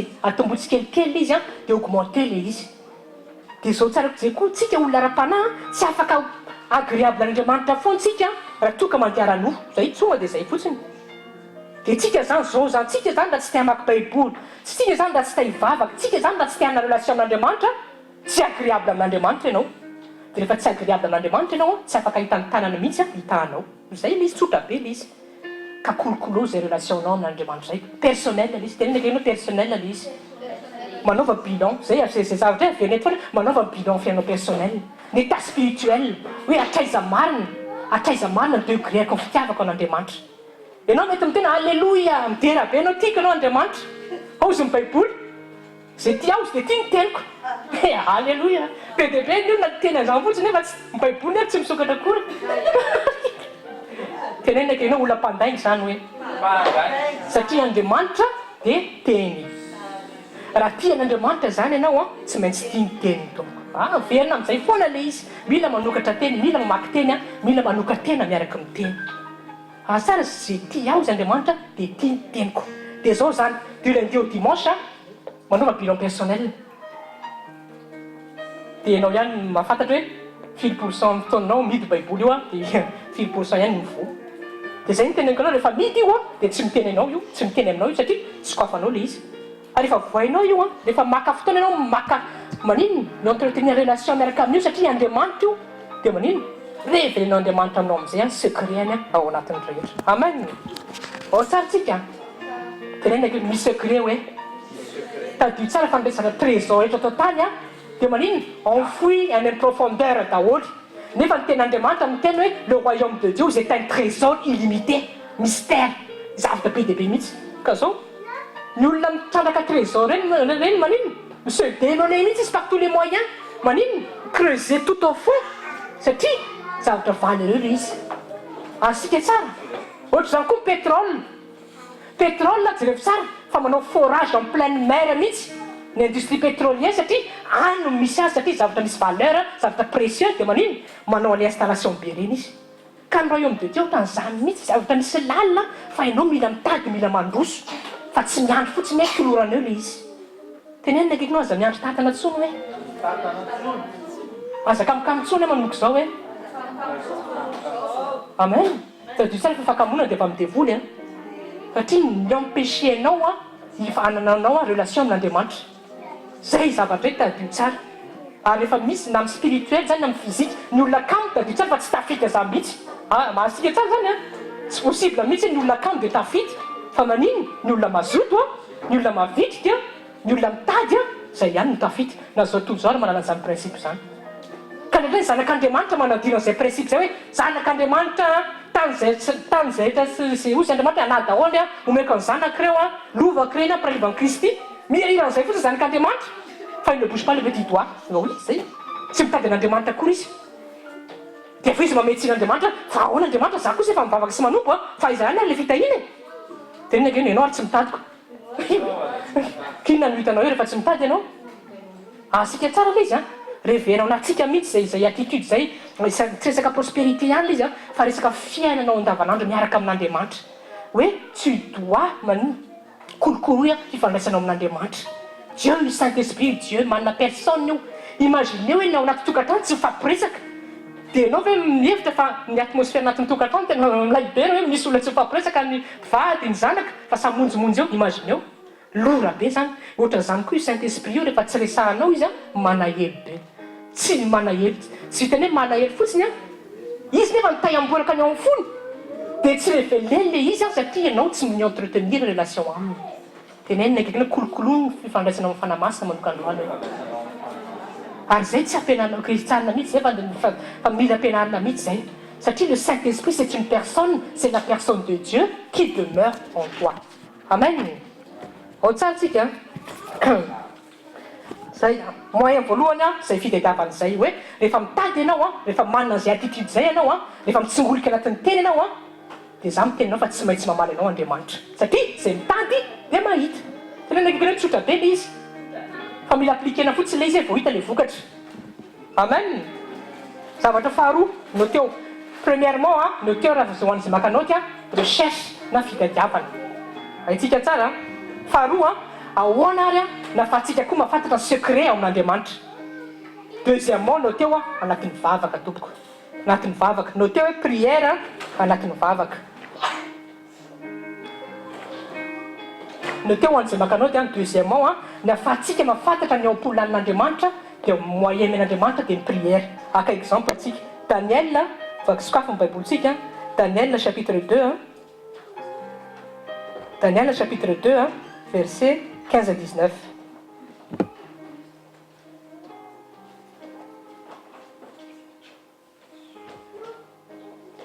Daniel chapitre 2 verset 15 à 19. Il répondit et dit à Arioche, le capitaine du roi, pourquoi ce décret est-il si urgent de la part du roi? Alors Arioche fit connaître la chose à Daniel. Et Daniel entra et pria le roi qu'il lui donne du temps et qu'il déclarait l'interprétation au roi. Alors Daniel alla dans sa maison et fit connaître la chose à Anania, Michaël et Azaria, ses compagnons, afin qu'ils demandent miséricorde au Dieu du ciel concernant ce secret. Afin que Daniel et ses compagnons ne périssent pas avec les restes des hommes sages de Babylone. Des versets 19 à 20. Alors le secret fut révélé à Daniel en vision de nuit. Et Daniel bénit le Dieu du ciel. Amen. Le contexte était résumé comme s'il y avait fait. Tais-toi, dans nos rêves, nous pensons à Babylone. dia nanontany mpanjaka amin'ny Babilôna ny tamin'ny sage sy ny astrologue sy magicien tamin'ny royaume hoe interprété anareo ty rêvako ty fa tsy fantatra mihitsy inona ny dikany fa le izy tena maninona tena tsy fantatro ny dikany nefa teo fantatra zany hoe inona ny dikany dia tsisy namaly mihitsy ny sage sy n'inona magicien sy n'izay sagesse ny zao tontolo zao zany ny astrologue ndrarare tsy misy dia tezitra be loa hoe vonoky daholo nareo ry sage fa nareo tsy manao miasa anareo akory zay ohatran'izay zay le izy tsy ataonareo akory ny boloanareo fa nareo karamena lafo be fotsiny ty royaume ty tsy hainareo akory min'interprété an'le izy dia jereo amin'izay ny attitude andry Daniel jereo tsara amin'izay le izy le rêve zany tsy fantatry ny olona mihitsy fa jereo ny attitude ananan'ny Daniel nandeha izy nanatina lisy tena amin'ny rahalahy reo les compagnons an'le déporté na tany Babylone dia hono izy andaotsika ozy izy vavaka satria fantatry Daniel fa ny zavatra tsy fantatry zao tontolo zao Andriamanitra ihany afaka mirévélé azy zay le secret zay zavatra tapidalaka le mihitsy Babylone ray manontolo royaume de Persie rehetra hoe inona zany rêve du roi zany inona zany natsona daholo ny sage ieraky ny royaume fa tsisy nafantatra fa Daniel nananazay fahendrena hoe andao isika s'humilie amin'Andriamanitra fa ny Andriamanitra zay tompontsika zay tompony zavatra rehetra afaka mirévélé an'izay zavatra secret zay rêve ny roi zay dia jereo tsara amin'izay le izy mivavaka izy teny amin'ny rahalahy dia vao mivavaka izy teny amin'ny rahalahy dia manino verset 19 révélen'Andriamanitra dans une vision dans la nuit zany hoe inona ny dikan'le rêve le mpanjaka ny Babylone dia vaovao mafaly dia tamin'io tokony maty daholo na ry Daniel ary tokony maty tamin'io en fait tsy hoe sage sy ny Babylone satria Daniel koa efa tafiditra tao anatin'le hoe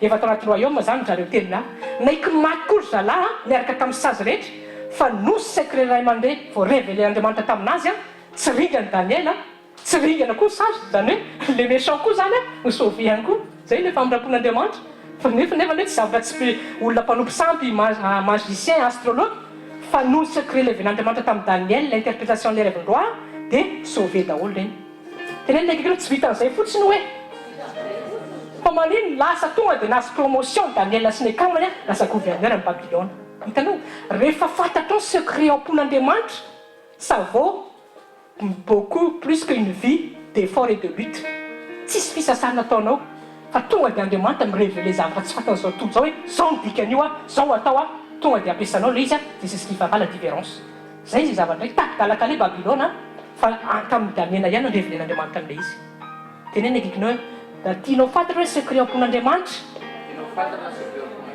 mila manana fiainam-bavaka ianao hoe mila manontany ianao an'Andriamanitra be dia be ny olona mpamonjy fotoam-bavaka fa tsy manana fiainam-bavaka eno tsara zay zavatra zay be dia be ny olona mamantsika culte fa tsy mivavaka mihitsy zay tena hoe mila vavaka ny tenin'Andriamanitra zay voare alohan'ny fotoana pendant fotoana après en fotoana le vavaka nge relation amin'Andriamanitra vavaka fifandraisana amin'Andriamanitra ianao zany tsy vitany fotsiny manatrika fotoana dia mihaino fidetely fa raha tsy ampivavaka ianao misy tsy tanteraka le alliance fa mila vavaka koa le izy antanio Andriamanitra inona ny ampolanao Andriamanitra inona ny tianao ambara inona ny zavatra tsy mety eto amin'ny fiainako zany vavaka izy daholo zany tenena ianao azaka mivavaka tsony hoe Andriamanitra dia fanao izy zay mivavaka aminy dia mivavaka amin'ny fanasy ny famarinana mivavaka relation afahanao mifandray amin'Andriamanitra tadio tsara zay zavatra zay ianao raha vao tsy mivavaka tsisy relation aminao sy amin'Andriamanitra rehefa tsisy relation aminao sy Andriamanitra tsy teny aminao mihitsy Andriamanitra zao indray zany fa tary évaluer tsara ny degré de prière anao anatin'ny semaine ahitra izy firy ny fotoana antokananao mivavaka miaraka amin'Andriamanitra le tena mitady azy mihitsy ao anatin'ny teny firy vakio refesy le izy dia anjaranao azy mamaly an'izay fa ny olona tena olona mivavaka olona manana fiainam-bavaka olona manoka tena ao an'Andriamanitra olona mipasser du temps avec Dieu tsy possible mihitsy hoe tsy ahita ny tanan'Andriamanitra zay satria manino il a payé le prix de la prière tenenaka ianao misy zavatra afoy ao hoe le afoy ty jeu le nofo ty le manohatra tsy tay vavaka tsy tay hiaraka amin'Andriamanitra iny mihitsy le afoy fa zao kosa nefa le izy exercice le izy fanamasina manao atsika fa ny rôle atsika mila mandrositsika fa mahavoatsika manko ndray tsy mandrositsika dia mistagny eo foana dia mampanahirana ndray tsika miembotra lasa hoe efa nisy paraina tao dia lasa miembotra be zay ny tena tsy ratsy zay satria ozy Andriamanitra hoe zaho izy tsy naman'izay miembotra fa naman'izay mandroso ansika tsara zay ka io zany moyen anankiray afantaranao zavatra ao ampolan'Andriamanitra dia mivavaka amen vakitsika ihany exemple faharoana vavaka 2 Samuel chapitre 5 tantaran'i Davida 2 Samuel, chapitre 5, versets 17 à 25. 2 Samuel, chapitre 5, versets 17 à 25.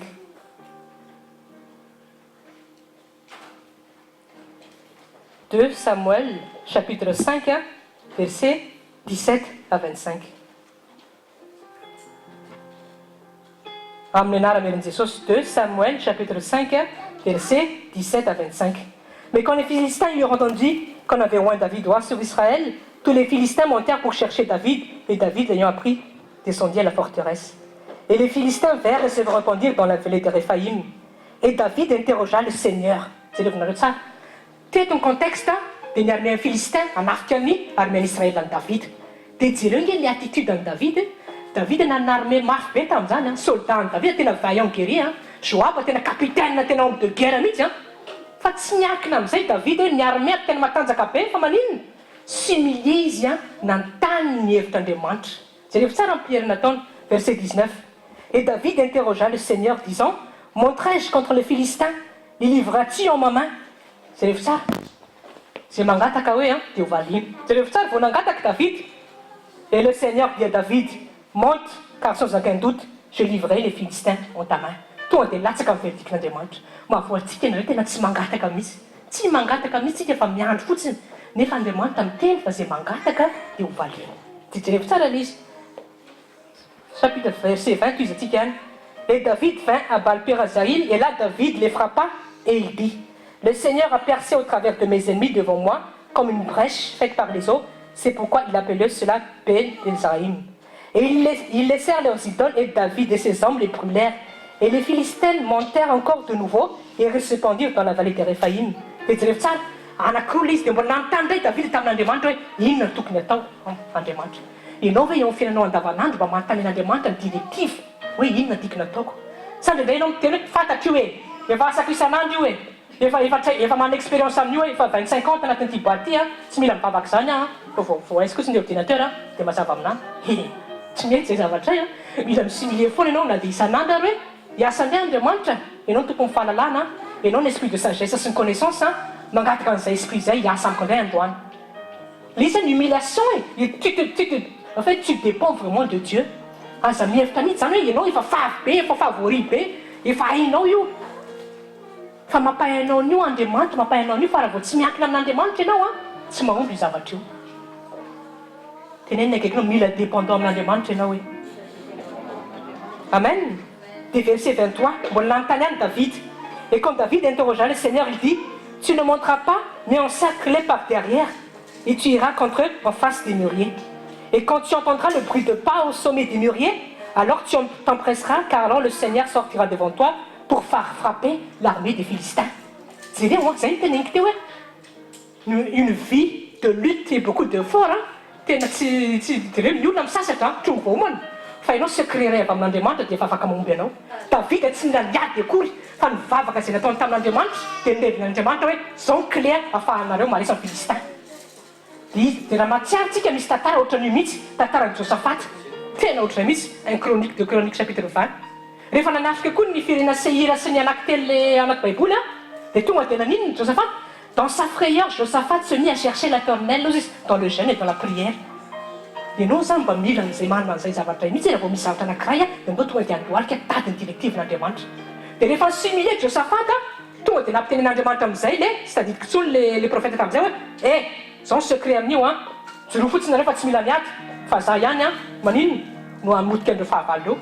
Tsy mila miady akory zareo rehetrarehetra fa anatin'ny humiliation, anatin'ny prière, anatin'le dépendance nananan'i Josaphat sy ny Israely hoe zay dia miankina amin'Andriamanitra zay no tavavoaka anay. Zay zavatra zay manino tonga dia naresin'ny ny fahavalo rehetra. Tsy mila levé akory sabre ray, lance ray. Zany hoe tsisy maty akory zany soldat anankiray satria tsy niady mihitsy ry zareo fa Andriamanitra fait nanino tonga dia vonin'Andriamanitra tamin'ny éclair sy amin'ny zavatra surnaturel le fahavalo. Ka zay zavatra hoe tadidiko tsara personne tokony mivavaka. Fa ianao rehefa mangataka amin'ny zavavaka amin'Andriamanitra dia izao foana tenentsika rehefa mangataka dia mino fa azo. Zay foana l'izy fa tsy hoe mivavabavaka fotsiny koa dia efa lasany iny iny fa tsy volian'Andriamanitra fa mba manana conviction ho sika foana hoe zavatra rehetra amin'Andriamanitra dia mila azo ampinono. Ka rehefa mangataka ianao dia tonga dia manana assurance hoe s'humilier fantatry fa Andriamanitra tokony zavatra rehetra izy manana ny secret an'izao rehetra zao maninona fantatry fa avy amin'ny any miaky ny reny lalako dia mangataka dia maninona se révélé amiko izy tenenina akaikinao misy secret hoe tsy maintsy fantatrao mivavaka moyen anankiray ahafantanao zay secret avy amin'Andriamanitra zay miresaka fotsiny zao anatin'ny monde business misy ny atao hoe secret industriel reny Apple sy Samsung reny taddio tsara fa marina ny reny ny secret industriel dia jereo tsara fa ny secret industriel reny tehirizina aminatina hangara be sécurisé be mihitsy satria sao de azy les concurrents le idée anokony hoe sao de lasy ny Samsung ny idéany Apple dia ho ampiasaina eny dia inona mpahomby azy dia maniny gardena be mihitsy ohatran'le hoe palais présidentiel reny mihitsy zany amin'ny film tsy ary zavatra réel mihitsy zany satria maniny propriété exclusive izy tsy teo ambara amin'ny olona izy nefa nyzay zavadray ny olona zao tontolo zao mahita reny des années de recherche zay izy zay le fitadiavana nanao test ny ingénieur Samsung nanao test ny ingénieur ny Apple nisy zavatra nafoy tao nisy fotoana nafoy tao nisy volana nafafy tao satria maniny te hamoaka les meilleurs produits le izy dia rehefa azy le izy dia gardeny tsara le secret ny vaovao mafaly ny Andriamanitra tsy afenao dray fa révélé le izy ao amin'ny zanany fa zao kosa misy principe le izy zay efa nampianarantsika teo hoe anatin'ny vavaka ianao rehefa manontany n'Andriamanitra dia révélén'Andriamanitra anao daholo ny zavatra tsy révélény amin'izay zanany mihitsy fa avy aminao zay tia azy zay mangetaeta azy zay mitady azy révélény aminao le izy amen faharoa zay vavaka zay mbola misy fahatelo fitiavan'Andriamanitra 1 Corinthiens chapitre 2 verset 9 teneny hoe fitiavan'Andriamanitra 1 Corinthiens chapitre 2 verset 9 verset efa famakytsika matetika koa ty 1 Corinthiens chapitre 2 verset 9 1 Corinthiens chapitre 2 verset 9 mais comme il est écrit les choses que l'œil n'a pas vues ni l'oreille entendues qui ne sont entrées dans le cœur de l'homme lequel Dieu a préparé pour ceux qui l'aiment misy zavatra zay Andriamanitra tena mbola tsy hitan'izao tontolo zao mihitsy fa omen'Andriamanitra ho any zay tia azy tandro zao indray zany fa tany degré de fitiavanao an'Andriamanitra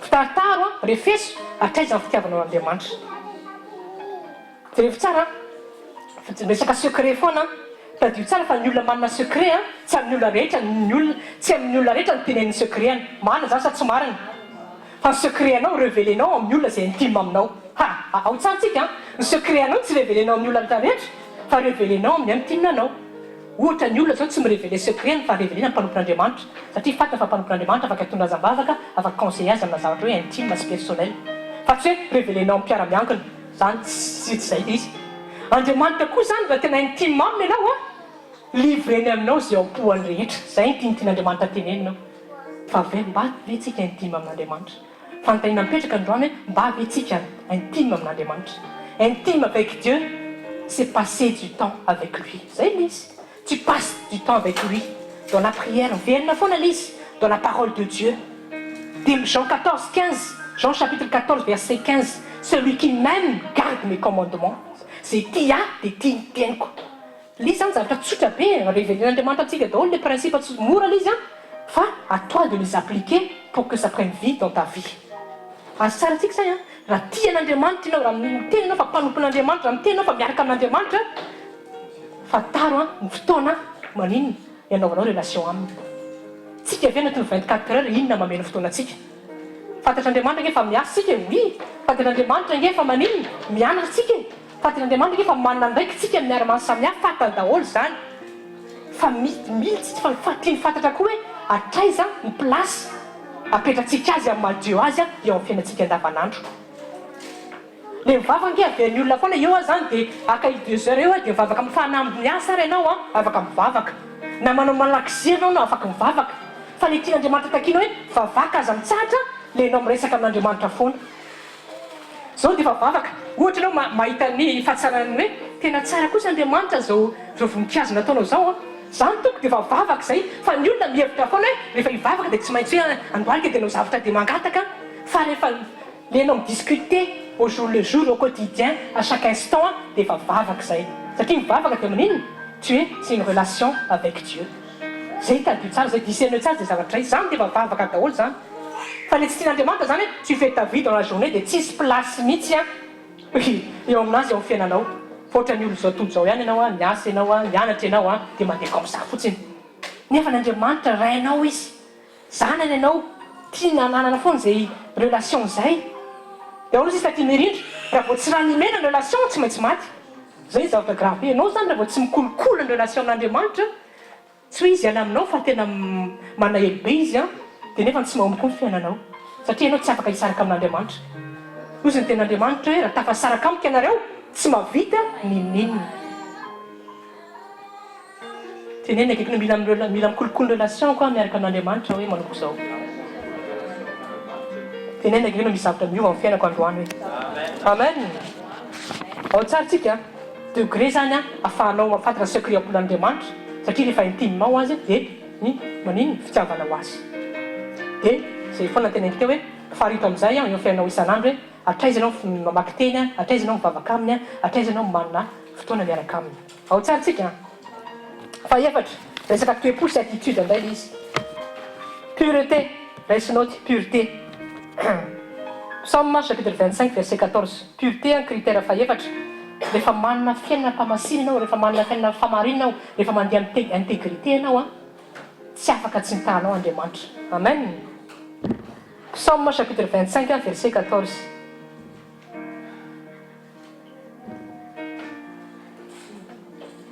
jereo tenenaka ianao mbola misy resaka secret foana le izy hoe Psaume chapitre 25 verset 14 jereo ny tenin'Andriamanitra le secret du Seigneur est pour ceux qui le craignent alléluia misy secret zany a tsy ambarin'Andriamanitra mihitsy raha tsy olona zay matahotra azy fa be dia be ny kristianina tsy matahotra n'Andriamanitra na dia efa zanak'Andriamanitra izy a dia tsy révélé amin'ny mihitsy a dia zavatra secret anatin'ny folan'Andriamanitra satria zay le ny teneniko hoe réglé ny fiainanao raha mbola misy zavatra tsy araka sitrapon'Andriamanitra mety mbola misy loro-po ve mety mbola misy orgueil ve mety mbola misy péché caché ve mety mbola misy toetra hoe tsy araka sitrapon'Andriamanitra ve mety misy œuvre de la chair amin'ny Galates 5:16 ve rien izy daholo ny fataro le secret du Seigneur est révélé seulement pour ceux qui craignent Dieu donc ceux qui ne craignent pas Dieu il n'y aura rien de secret qui sera révélé nefa secret rehefa révélé a mampatonga anao mahomby amin'ny fiaina c'est ce qui te fera la différence dans ce monde tahaka ny Daniel tahaka ny Josefa koa nainterprété ny rêve-ny Pharaon be dia be misy anaty baiboly tenenaka mila manana fataon'Andriamanitra ianao hoe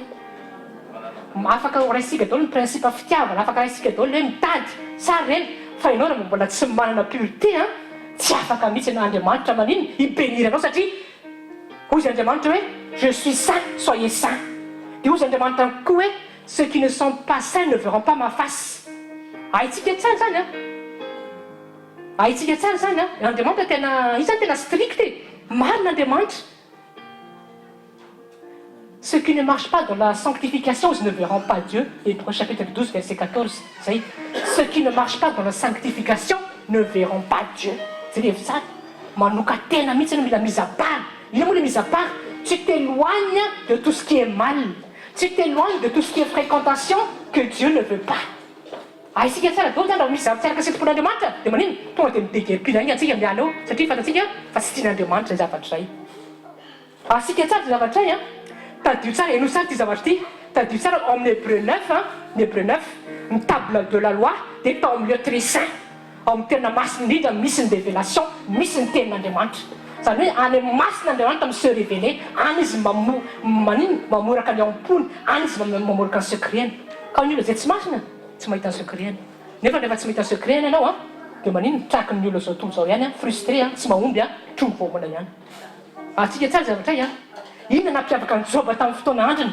Job dia nalaza mihitsy c'est quelqu'un qui a été très riche 5000 chameaux 5000 brebis ozy sa renommée ozy izy a était à l'extrême de l'Orient satria c'était quelqu'un de très prospère fa inona nampiavaka ny Job se tenait loin du mal ny olona rehetra niaina tamin'ny faratsina niaina tamin'ny favoretrana niaina tamin'ny fahalotona fa Job mihina izy niaraka tamin'Andriamanitra izy a nandeha tamin'ny intégrité a fa marinana tenaka ianao Andriamanitra marina hoe tsy olombelona izy ka andaika hoe rehefa manaraka amin'ny principeny ianao hoe a tsy maintsy mahita vokatra hoe Job reny niafaka tamin'izany andro zany satria Job reny tsy nanana fiaina tanatin'ny fahalotona sy ny favoretrana ary ny faratsina tandremy tsara zay marche zay manano an'izay vie de pureté zay foana amin'ny fiainana isan'andro vie de pureté zavatra jerinao amin'ny télé ianao ve à l'aise raha misy zavatra tsy araka sitrapon'Andriamanitra amin'ny télé ianao hoe raha misy miteniteny foana amin'ny télé dia mbola mijanonao za mitenanao fa tsy tian'Andriamanitra satria miattriste ny Saint-Esprit ao anatinao reny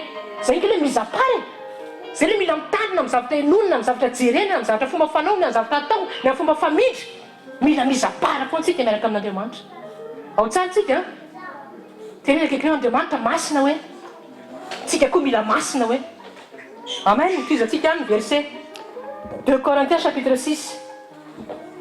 2 Corinthiens chapitre 6 verset 15 à 18.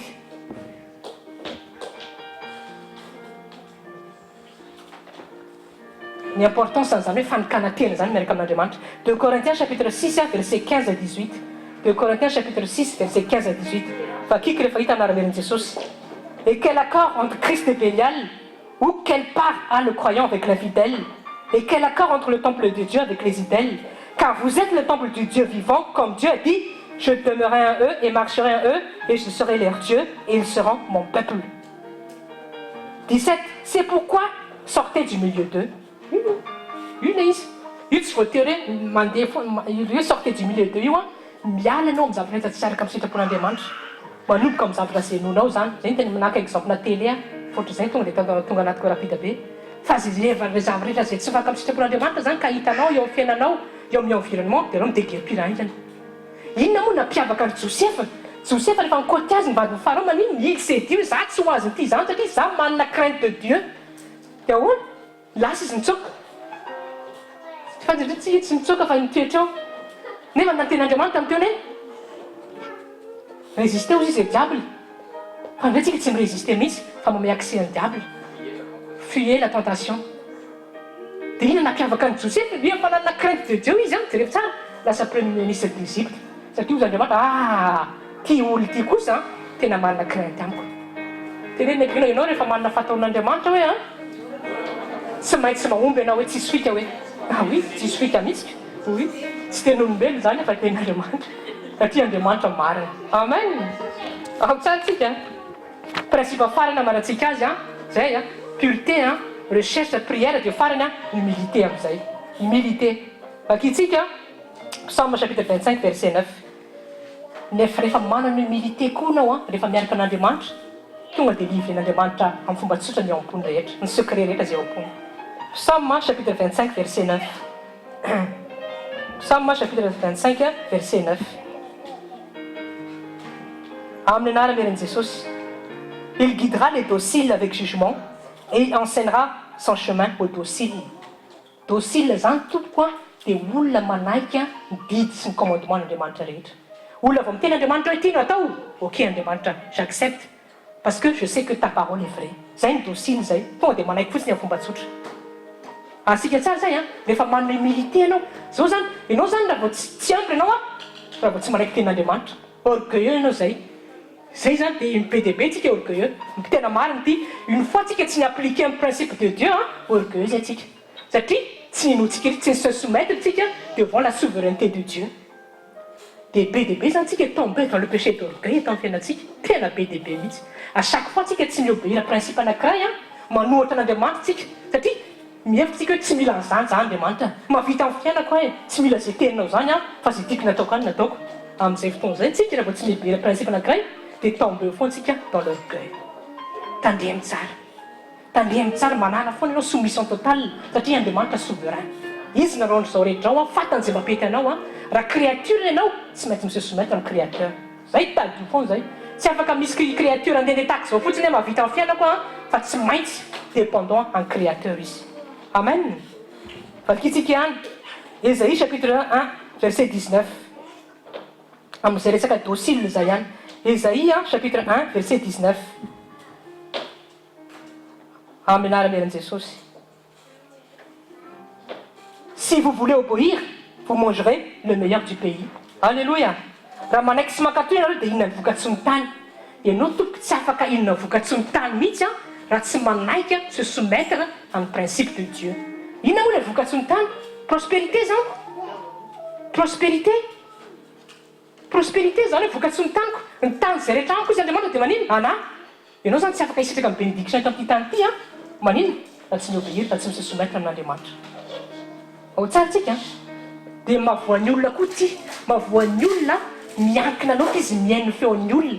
Zay tena be dia be mihitsy. Rehefa misy mitona anakany tena zao indray io ny zavatra tokony atao dia zay a mifikirana zay ny ankilina zay ny alinan'ny fiainana fa rehefa mba miteny andriamanitra hoe tia atao tia mapety a tsy mety manao izy tenenina akaikinao aza miantsona feo an'ny olona fa ny olona mpandainga hoe fa andriamanitra ihany no marina tadio tsara fa raha vao miaino feon'olona ianao a sy feo an'izao tontolo izao lalanao mankany amin'ny fahafatesana angoe ty ejery verset vosokafo baiboly ao Proverbe chapitre 14 verset 12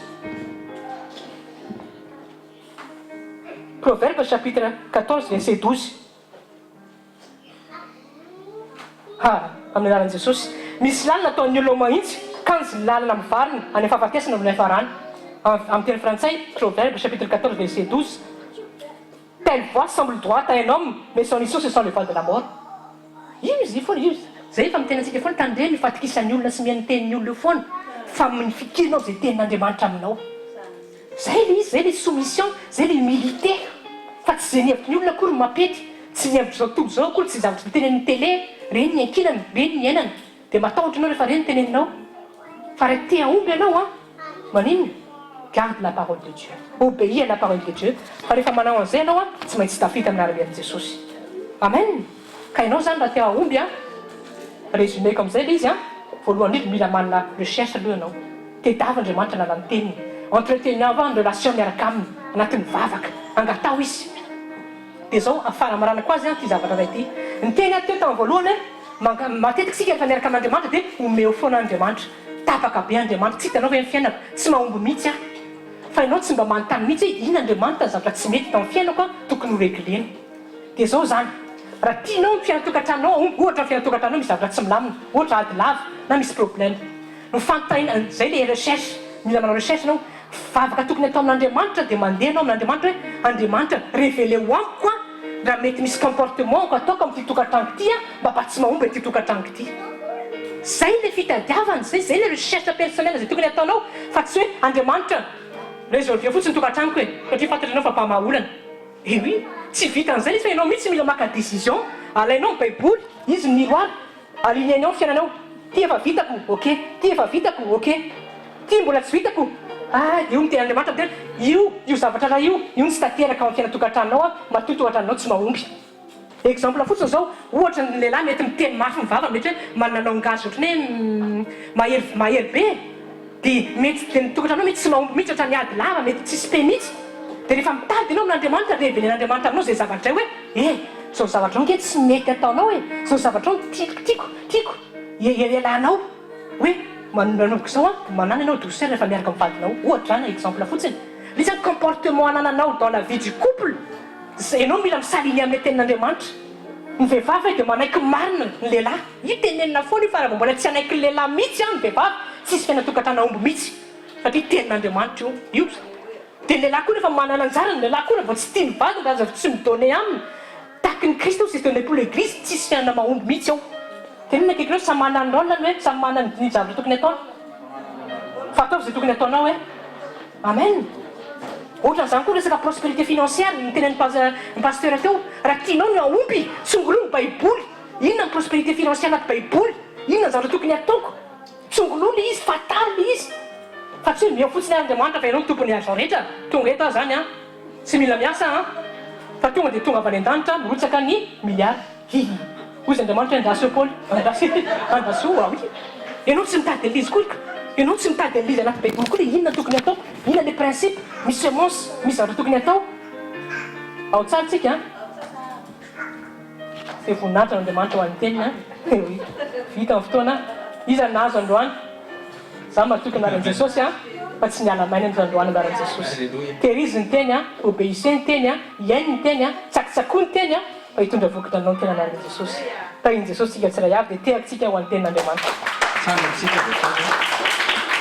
Tsika raiso a teny zao a mananantsika azy Jean 13-17 betsaka ny teny voalaza betsaka amin'ny principe voalaza dia hoe kaikinao tsy hoe zay dia vita Jean 13-17 si vous savez ces choses vous êtes heureux si vous les faites tena kaikinao tsy maintsy atao le izy raha fantatrareo zany dia sambatra nareo raha manao zany ozy izy mahatonga anao tsy sambatra dia satria anao tsy manao zay foana le izy mahatonga nareo tsy sambatra dia satria nareo tsy manao teneno akaikinao ianao tsy sambatra satria tsy manao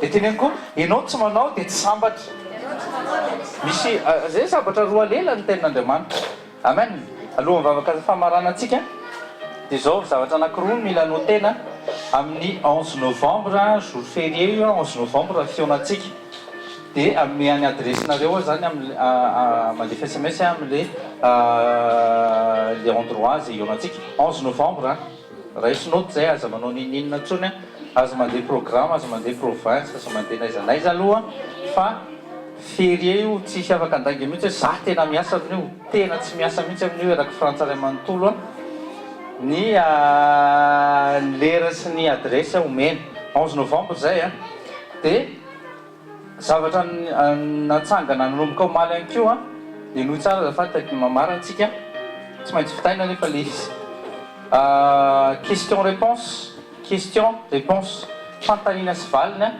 a isaky ny azoma manomboka 20h45 le izy de manasa anareo tonga androany zao nisy école androany mety misy fantanina ao aminareo ary misy le izy de raisinoty a alefaso sms iomana anazy a alefaso mail alefaso eo amin'ny facebook nareo zay eo amin'ny youtube any keo a de isaky ny azoma ny famalinany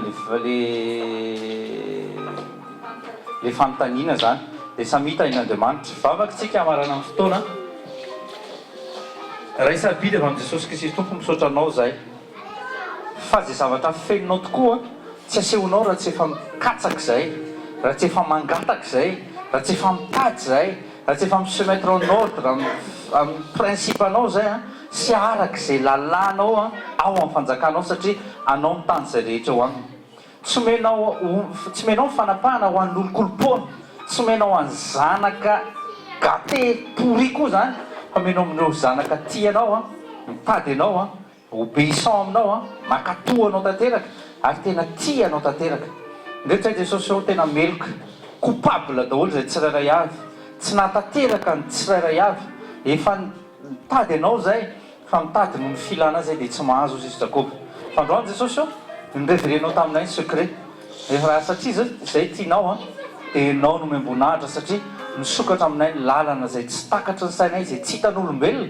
fansokafanao am'reto zanakao reto androany tompo amampanofo vosotra ao anay tsirairay avy reto a de sokafana zay varavarana ny diny satana rehetra eo amin'ny fiainanareo tsirairay aminaran' jesosy zay lalana maizina rehetra ka ny tsapatsapanareo androany de tonga eo amin'ny fiainanareo no ny tenin'andriamanitra fahazavana de ho fahazavany lalanareo tokoa ary fanilontongotrareo tokoa ny tenin'andriamanitra aminaran' jesosy vakeo ny baiboly fataro ny baiboly atao zay asain'ny baiboly ataonareo a tahin'andriamanitra nareo aminaran' jesosy a raiso a ny anjaranareo a raiso ny anjara saza ho anareo mitsikiny falidy rao andriamanitra velona fa izy manao a sy manefy zany ary mahatanteraka zany amin'ny anara maheran' jesosy avy nazareta amen fa fahasoavan'andriamanitra matozo ao a fahasoavan'andriamanitra matozo anareo a amen ny lehilahy mampirina ny fitaovana tsy bebe resaka